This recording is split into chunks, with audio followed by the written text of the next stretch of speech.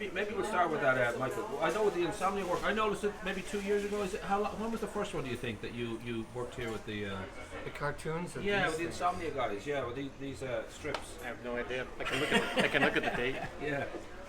But was it? There's probably a date on them. Can you remember what their reaction was the first time you presented like an illustration? Well, the first one I you did was a Christmas thing with some pictures, if I can find it. Anyway, right. It was just a picture of the guys at Christmas time. I don't think it's in here It must have anymore. been chuffed. A little bit taken. No, it's just fun, and they got a crack out of it. Like that was just a picture of the guy that used to be the manager. Ah, yes. Alan. Nice. When he was leaving. Great. So just those are his cats, and he's a Man United fan, and all the rest of characters are in there. Well, we should say the reason why I actually kind of emailed you to meet up was that I just noticed New York Times. This would be your 35th, 36th book. I'm trying to think how many books you've done now, but it's. I don't think it's quite that many. a lot of books. I don't think it's that. Which is great. I may be working, but I'm not, prolific is not one of my words that people heap upon me. Well, no, not that many. I'd say,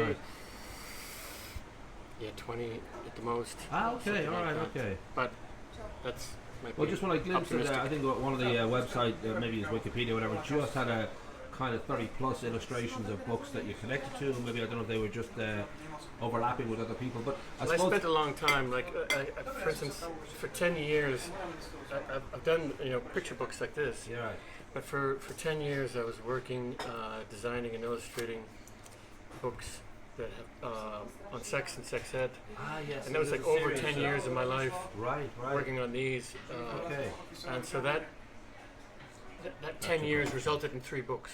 Ah, right. Well, they were big, they're big books with lots of illustrations, and there was a huge amount of planning and design, and so it was endless amount of work. And it's about sex, and if you're good at that, you should be slow. Yeah. That's the idea. You shouldn't be fast. But this was really rewarding time working on nonfiction, and I haven't done any other nonfiction, although I'm writing some more nonfiction now. I'm doing a ton of stuff that isn't sold, so in both Marie-Louise and I have been working. She's written several novels and sold them. I've written several novels and haven't sold them. And several non-fiction books, but I'm getting closer on a big non-fiction book and another novel, and then some other picture books like this. But this is the latest one that's just out. We should just inform people that your father, Ed, 85 and still going strong, I think. Yeah, he would be. For Americans especially, he'd be one. He's had a huge amount of success in this area. I know when you were, starting out that you also went to Rhode Island School of Design, and I'm guessing there was a little bit of a briefly. Right. I did my first book actually before I went to art school. Okay. You were 19, I cheated. I think, when you started with it. I cheated. I didn't tell anybody at art school that I had already done. But you've been very blunt on your website. You kind of said that you did start not so much out of some great calling, but just you needed the money. You just wanted to sort of see if you could do this. Yeah. Well, having in your family and your like family business, a lot of people look at art or writing with a bit of magic and a bit of awe and a bit of mystery, and it's probably more mysterious to me now than it was then. Combination of it being in your family and being young. When you're young, you can do anything. Yes. So it was something to do, and I knew I didn't attach wasn't any great like work of art or anything. It's just. Well, you said 2 of the 3 books were like very close to your father's style, or would have, sort of aped I would have looked at it more like a craft, right? Learning how to do things, etc. And he was at the time working on a lot of books, which probably most remembered for was a series of drawing books that were slow to be appreciated. He's being appreciated much more now. Is that the How to Be series, or How to Be? Well, they're how to draw things. How to draw. But the method is basically using shapes that you already know how to draw. Like most sort of tutorials on how to draw say, well, draw this weird shape, and draw this weird shape, and draw this weird shape, as opposed to saying, look, now just draw a square. Doesn't matter what the shape of the square is, just any kind of a square you want, and then draw a triangle on the top, a couple of dots. Like they don't have to be any particular, and then building, and then suddenly making a whole book of animals, and then he did one called Make a World with all kinds of little things in it, and I was working with him as my sister and my mother were. Right. He did a series called the Big Green Drawing Book, the Big Red Drawing Book, the Big Purple Drawing Book, and I was doing sections of that. And so that first book turned out to be a section from one of those that Okay. I couldn't quite imitate his style well enough, and so I decided to do it as a separate book. And I know you said yourself that you didn't feel after the 3 books that this was necessarily what you wanted to do. You went to a graphic design company, and then you headed off on Australia and New Zealand, and it's only then that you kind of looked into the idea of how to write a book and how to. You had friends who would sort of you'd look at your drafts. It's more pragmatism in children's picture books. If you write the book, even if there's 3 words in it, you generally split the money 50-50. So I thought, well, maybe if I could teach myself how to write. So that was part of that thinking. And yes, I took time to do some more writing after traveling around and stuff, and came up with 5 books in a dummy form. Dummy is the word you use for a sketch mock-up book. And I presented them to editor that I had worked with before, and he said great, and they bought all four of them, and then the 5th one it didn't have any illustrations, and eventually did illustrations for that. And of course, Ruby was really for it seemed to be that was the one, like your moment of well, I liked that one. Yeah, it's a storybook, and it used a lot of the animals acting out basically a modern Little Red Riding Hood, and in Boston, in around the area where I was at. So it's funny. I like doing funny stuff, and that was very funny. You know, jokey, wisecracking mouse was playing the Little Red Riding Hood part, and a slick cat was playing the wolf, wearing like a vicuna double-breasted coat and that sort of stuff. So it was fun to do. And then, were you inspired? I know obviously your father was an inspiration, and you said your mom and your sister worked on it too. But I don't know whether you were looking to people like Eisner, or whether you were looking at, like, Spiegelman with I don't know, certain artists that they're kind of in the area that I really like. Roald Dahl even would have that great influence for a lot of people on this side of the water. Yeah, Roald Dahl would have been an influence. But I wasn't a huge reader when I was a little kid, so there wouldn't have been a lot of that. But I would have liked comic artists. I would have been a big fan of the comic strip people of the time, like Charles Schultz, Peanuts stuff. I would have been a fan of Jim Hart, like BC, and I would have read Mad Magazine, as a kid, which is a famous American comic magazine, but intended for adults, very jokey. Alfred E. Newman, is that the exactly? I'd been in love. I would have been in love with films, monster films when I was really young, and then. Comic stuff. Would have loved all the Disney stuff. I would have loved anything to do with comics, animation. I really would have dreamed of being more involved with animation. That would have been something that I would have thought that I would have headed towards, but it's a different field entirely. It's quite methodical. I've done a little bit of it. It's hundreds and hundreds and hundreds of images. You have to be a very meticulous person. Was there a part of you that, I don't know, when they accepted those 4 books, or whether maybe when certain books come out, that you just said to yourself, okay, this is what I do, this is who I am, or I don't know, it seems to me like you weren't always convinced yourself that this is what you'd end up doing because your father done it, and because you'd sort of had an early experience that you didn't necessarily love, so you interested in a lot of different things. I'm most artists are kind of completely impractical types. And only come out at night, but I was a little bit different in it, that I was an athlete, like a cyclist, and doing a lot of bike racing all through my life, and still do it. And also, I was more practical. I could actually, I knew what to do with the screwdriver and the hammer and nails, so I could make things. I would make my studio furniture and stuff. So that set me aside and thinking.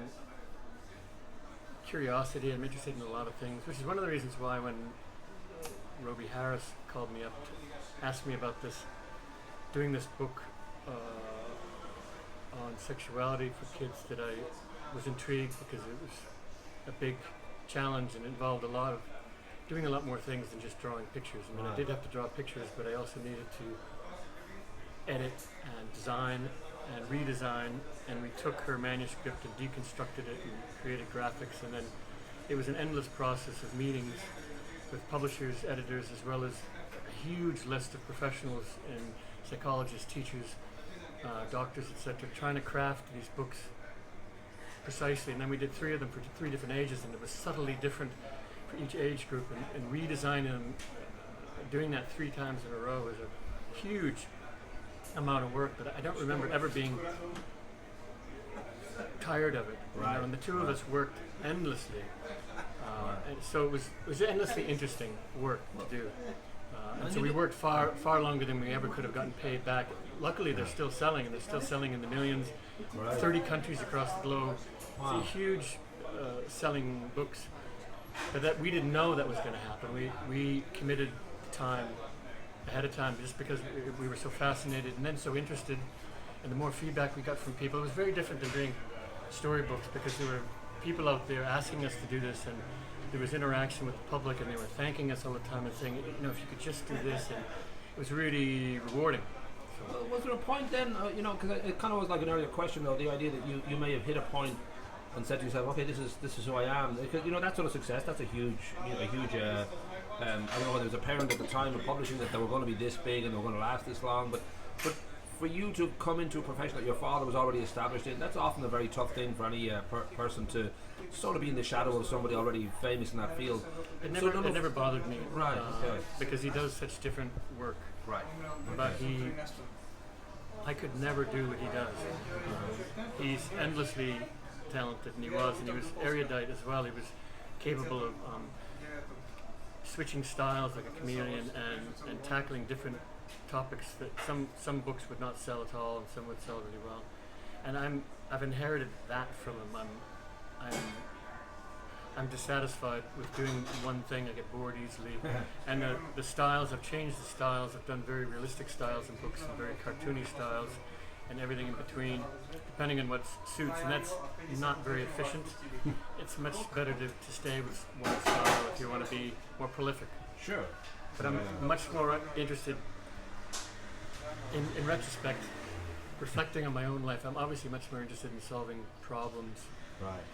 And being creative in that way than simply drawing pictures, or even the cartoons here for the shop. It's not about me drawing pictures, it's about enjoying the community and like putting something back and seeing that the reactions they get, and it's a bit of crack, it's a bit of theater. It's like a little performance. You're connecting. It's some connection with this place. It has no function really outside of this little spot. Well, I'm fascinated too by just that your own as a character. The fact that you know you've sort of said on your website, you know, no kids, no pets, and the fact you had no car, no TV to do a 40, and no car for another few years after that, because obviously being a cyclist. Well, I also lived in cities where you don't actually need a car. Right.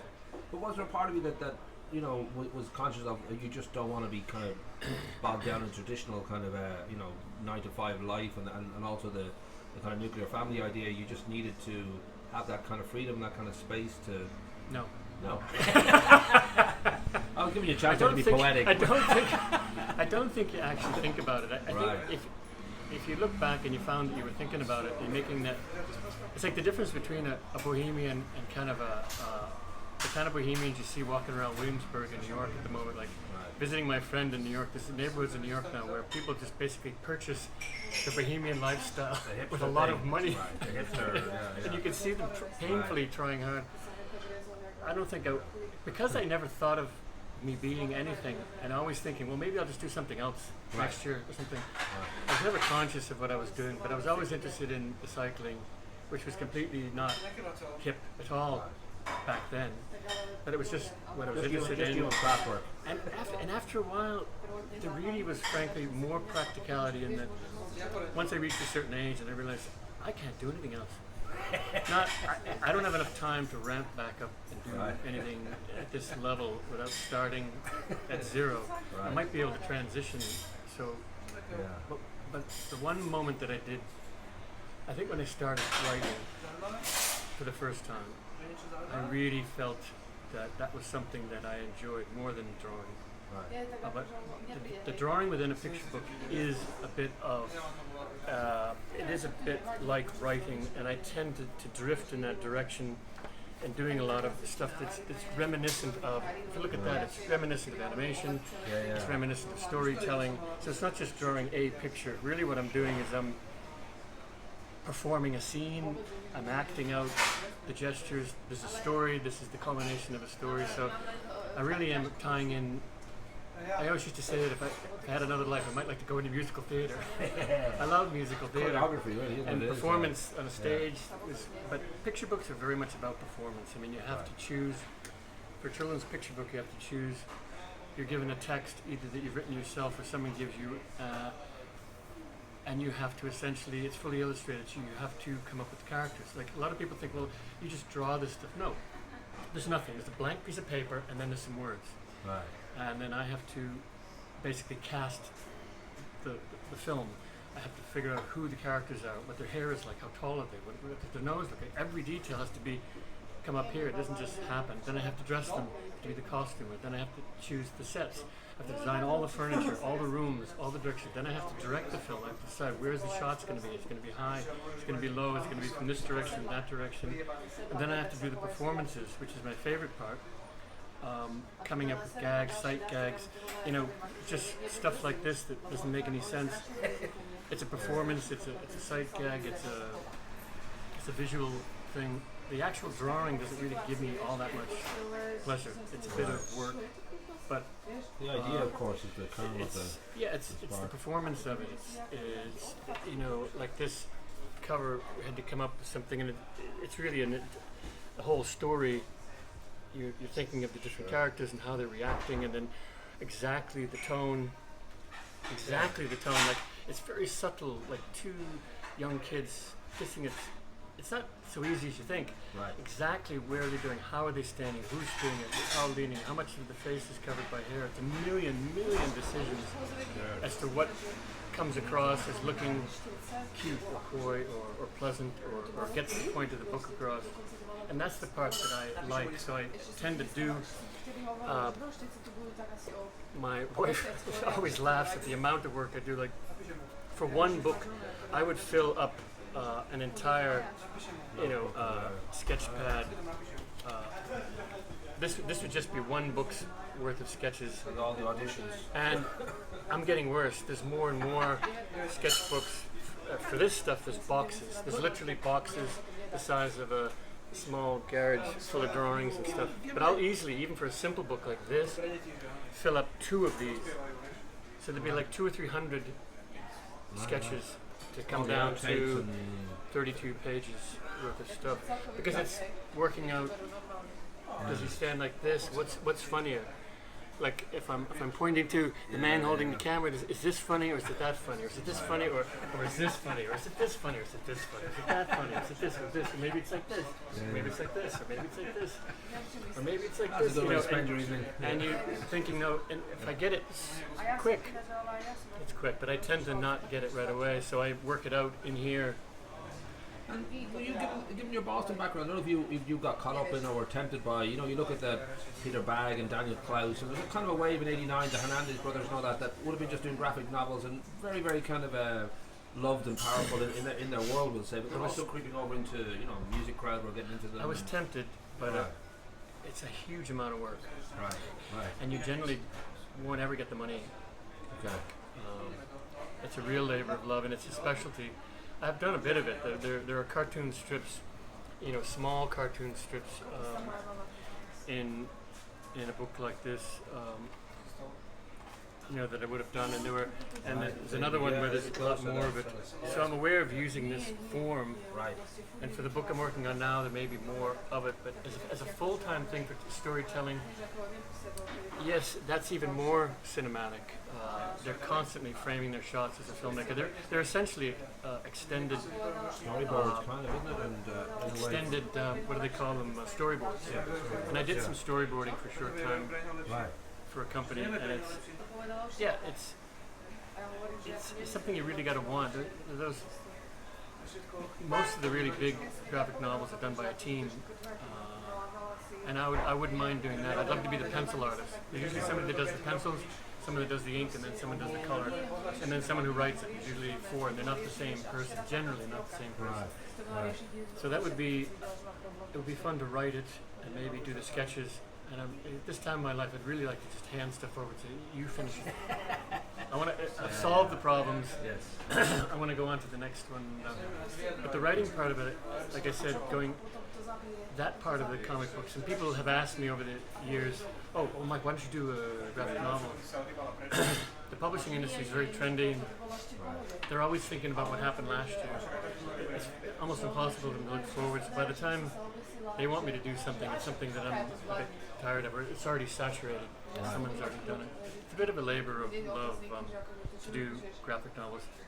That said, I may well get into it. Depends on whether I'm only 56. You've got at least 10 years forced ahead. to. No, my father's 86. That's 30 years.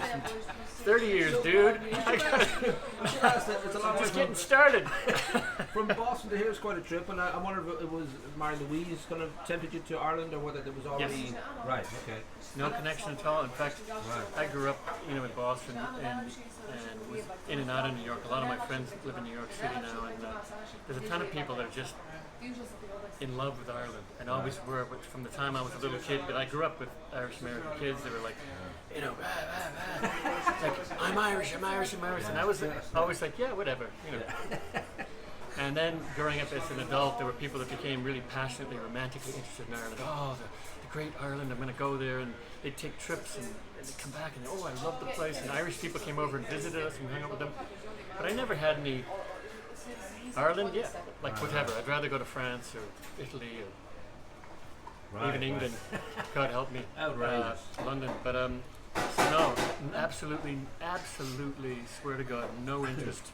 Not that I was disinterested, but it never came up on the radar until she said we started getting better acquainted, and I had to make a decision and had to come over and visit. And that's the first time I had come. It was the only reason why. But I love it now because it's very similar to how I grew up. So it's not completely. And of course, Marie-Louise has had huge success. You're both doing well, which is great because you're getting. We're doing okay. Well, you're doing great in the sense that not just getting great reviews. I see the Irish Times, you got the New York Times. These are. If only I could eat off of those reviews. I could cut them out. Well, I'm sure Jokers ship the could New do York chips Times on one those. over at a time and You get chips in those reviews if you want. Jokers will wrap them up for you in that newspaper. Exactly. Yesterday's news is tomorrow's fish and chip page. But for a lot of writers, that's a big deal because it's a tough world to be in. My daughter's a writer. It's not like you're sort of just going to get X amount of work with any way, shape, or form other than. I think it has to do with growing up, in the business. I'm not as romantically attached, or my ego isn't. I can't say my ego isn't attached to it, but in general, my ego isn't attached to, getting that kind of a review in the New York Times or something. By the way, you can make a face like that attractive. Yes. Like a lot of people get very excited about the publication day when the book finally arrives and the reviews, and I do like it, but again, it's very practical. I'm hoping that it'll lead somewhere. I'm more attached to the process. If I could have some sort of a stipend, if I could get like a bursary from the Irish government to the American government and just work on stuff, and not get a lot of attention, but just be able to work on stuff. And obviously, you want an audience to appreciate it. You want the kids to appreciate it, but I don't really need that stuff. Thank goodness. But it's a bit more practical. I'm pleased, and I get frustrated and upset if you don't get a review because you're thinking, they don't understand the stuff, or it's not going to get sold, and ultimately, you need to sell something here. Hoping to do it another year. Well, I should finish up by asking, given that both of you work in this field, I mean, I don't know if you plan to collaborate, if you've collaborated, or whether there's kind of a fun competition. You may have asked her when you talked to her before about this, but we've come close. We look at each other's work and stuff, but there's one particular one that we keep trying to do, a wordless book. Marie-Louise just did a wordless book that was not really based on anything I did, but kind of inspired by what we were talking about stuff. And then she thought up a whole idea on her own, just from just a little kernel of something, a little drawing or something that we. So that's an example of just like a sparking from a tiny thing and her turning it into a whole another thing. Like we didn't collaborate on it. And this one that we're kind of working on back and forth, like I came up with an idea. Like we're always coming up like, you know what we should do? You know what we should do? where the kid he says that, you know, that's constant with children's book people. Oh yeah, there's the kid, and he comes in and he has the hood on, but then the hood doesn't come in. And she did a whole book about a kid in a grey coat with a hood, based on a little kid she saw in a coffee shop. Right. And who knows whether we talked about it or not. But anyway, yes, there's one that's sort of scheduled, but in general, I think it's kind of dangerous for married couples to work too close. It's bad enough when we review each other's work. Right.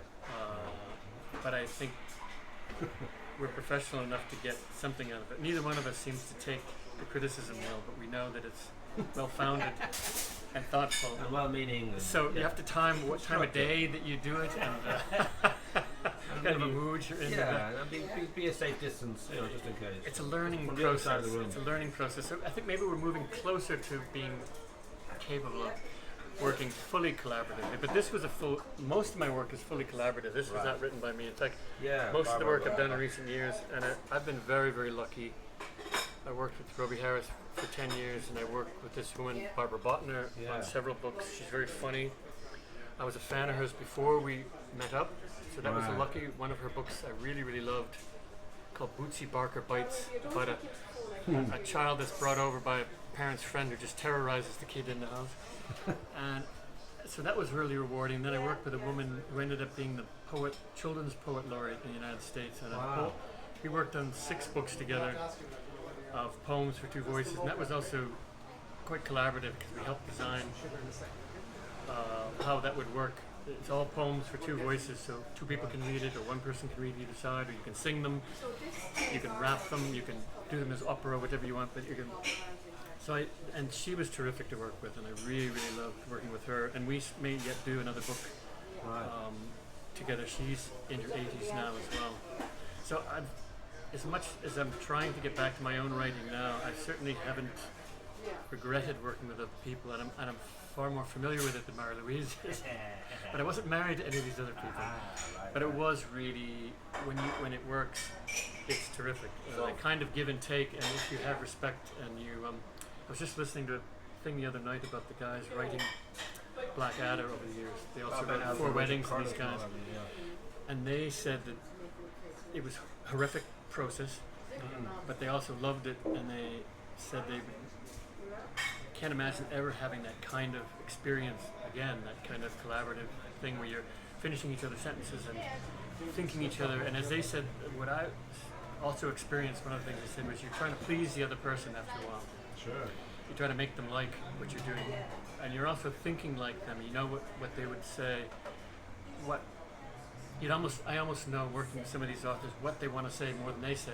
Right. And he said, I know this is what you've written, but that's not really what you want to say. Let me tell you what you want to say. Well, Because I'm going to draw this image, and you want to be funny, and this is going to be funny, and we go back and forth. And that's, again, you don't really get paid for that. Right. You're not doing that, and you're not getting that. No one ever sees it. It's not for fame. It's not for. You don't get reviewed for that. Right. It's pure process, and it is really rewarding. So someday it would be interesting to experience that with Marie-Louise, but if it doesn't happen, better to stay married. And the last thing, now, if people want to find your books, I mean, obviously you've got your website, which I'll link, but I mean, can you buy the book through your website, or do you go to Amazon? Is it easier? Or Amazon, Amazon. Most of them are released in the States. There is American books and Irish and English, British books crossing the waters, but a lot of it stays in place, partly because there's so many talented people in Ireland, England, UK and America. So a lot of the stuff never makes it out, and my books don't make it out. These books on sexuality, these 3 are available around because they were published with Candlewick, that also publishes that. It's a sister publisher with Walker Books in London, and so every book that I ever did with Candlewick in the U.S. is also published by Walker. Okay. And so there are multiple books from them that are available in shops, but everything else, it's I'd love to them to wise up and say, look, there's a guy. Well, even them, they're not particularly clued in as to. Yeah, well, I suppose they don't necessarily have it on the radar that it's sort of something that they're aware that you. Well, they know we're here. Right. Okay. Well, there you go. Well, then I'll talk to them. But there's a lot of talented Irish people that really need that extra. sport. So I think that's the bottom line. Is there's just so much talent here, and it's a small market. Yeah. So to say, oh look, let's bring in Michael Emberley's books. You know, it's a good idea. It's nothing. It's a great idea. Right. But is the room at the end of the day, after they've brought in all of the Irish people and then a few people from the UK, and then suddenly the bookshelf is full. So that's why. Yeah. I like music, and like most, you know, like it's the blockbuster thinking. You obviously want to go with the big, kind of popular title that will sell. A lot. These will sell. These continue to sell. So they're for sale all over the UK. Like I say, 30 plus countries worldwide, including Mongolia and places like that. Nice. You can go into Ulaanbaatar and buy my books in the bookshop, but you can't get them here in Greystones. Well, we'll look into that, and I think we could maybe start up. I know with the theatre and places like that beginning to open up, start up a book club. It'd be good to kind of, you know, in some way just sort of localise. There's a lot of people around, yeah, you know, in general, and there's a lot of talented people in Ireland. Fantastic people that you could bring down. We have some history with the writing, all right. Yeah, and a ton of them are young, you know. Yeah. Really, really young talent. Fantastic illustrators and writers. Well, that's for another day. We'll certainly look into that and see what we can get done.